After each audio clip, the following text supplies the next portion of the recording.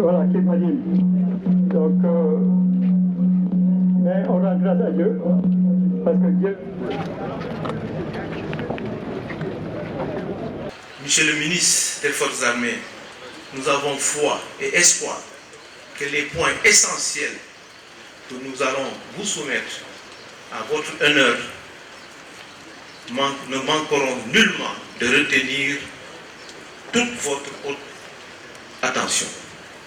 Au demeurant et en termes de solutions définitives, vous trouverez, Monsieur le ministre des Forces armées, une parfaite synergie de nos revendications cruciales en harmonie avec le gouvernement du Premier ministre Ousmane Sonko qui aujourd'hui devait présider cette cérémonie et avec son Excellence le Président Bassirou Diomaye Diakhar Faye.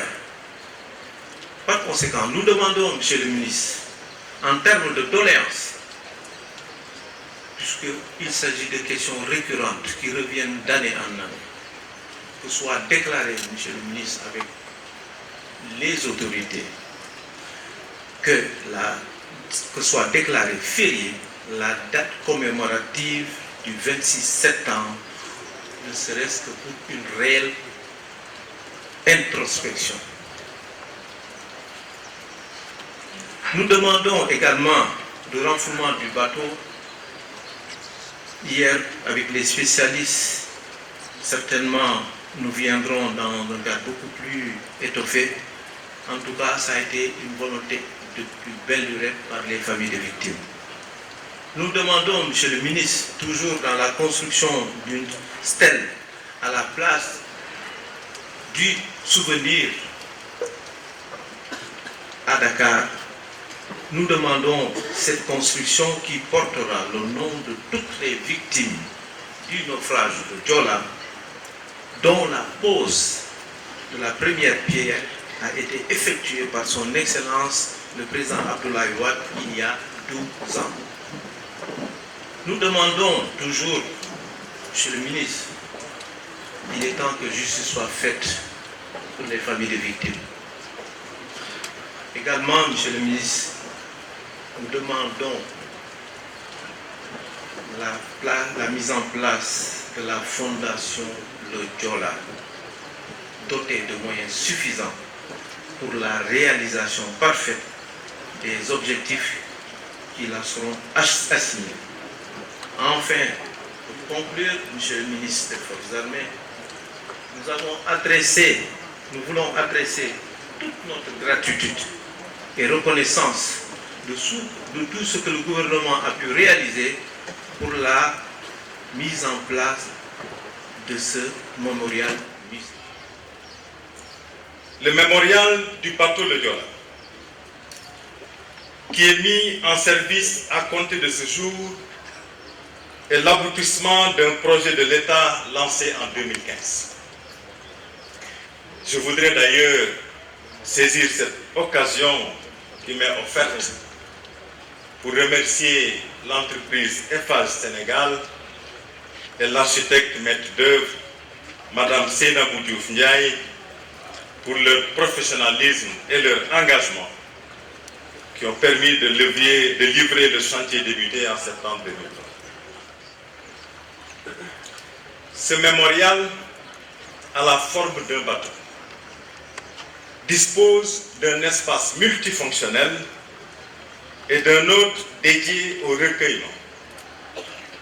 Son discours muséologique est axé sur plusieurs thèmes centrés sur le bateau de Joola, avec les péripéties de la navigation fluvieux maritime du bateau, les conditions d'embarquement et de débarquement, la vie à bord et enfin les enseignements du naufrage.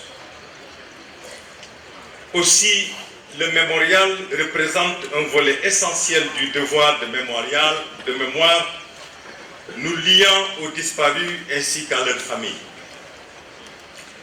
Il exprime sans nul doute l'engagement des autorités à maintenir vivace le souvenir des disparus du naufrage et la considération que la nation doit leur vouer pour l'éternité. Je suis convaincu que la structure qui aura le privilège de gérer ce mémorial saura créer les conditions optimales de son exploitation et de son parfait entretien. Elle devra, pour ce faire, proposer des activités dynamiques et vivantes, et j'encourage toutes les bonnes volontés à contribuer à la mise à disposition de reliques au musée. La structure choisie devra en outre garder le cachet mémoriel du site pour nous rappeler que le souvenir de nos disparus exige de nous prudence et meilleur comportement. Ainsi, ce monument sera un endroit approprié pour les hommes, les femmes, les enfants de tous horizons, particulièrement des pays touchés par le naufrage du Joola, pour se recueillir et réfléchir en permanence aux leçons apprises suite au naufrage. Mesdames, Messieurs, très chères populations de la région naturelle de Casamance, en ouvrant ce lieu de souvenir et de recueillement, nous réaffirmons notre devoir de mémoire.